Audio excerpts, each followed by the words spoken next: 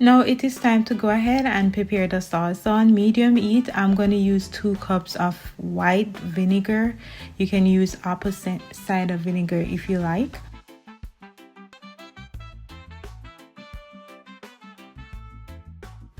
Next, I'm going to add 2 cups of water.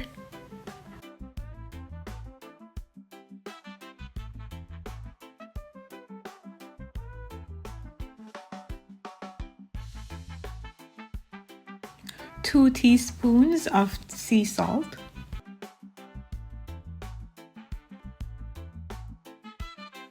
1/3 of cane sugar. Once I had all my ingredients, I'm gonna go ahead and stir it until everything is dissolved. Once it comes to a boil, turn off your stove and allow it to cool. Seeing that I have 3 bottles, I'm going to go ahead and add 3 cloves.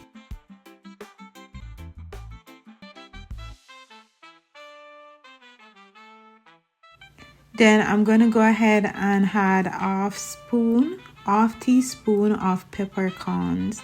It is the same thing as black peppers, okay? Once I add those to the bottles, I'm just going to go ahead and add my sliced onions. And the reason why you want to add the peppercorns or garlic cloves, which is optional, you don't have to add it to the jar along with the onions, is to make it more flavorful or a little more complex, right? You can even mix the vinegar. You can even mix white vinegar with rice vinegar or apple cider vinegar with white vinegar. It's a very fun and tangy combination. So you can go ahead and mix it.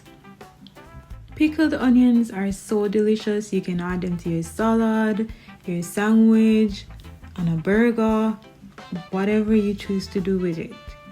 It is very delicious. Next, I'm going to go ahead and pour the liquid over the onions.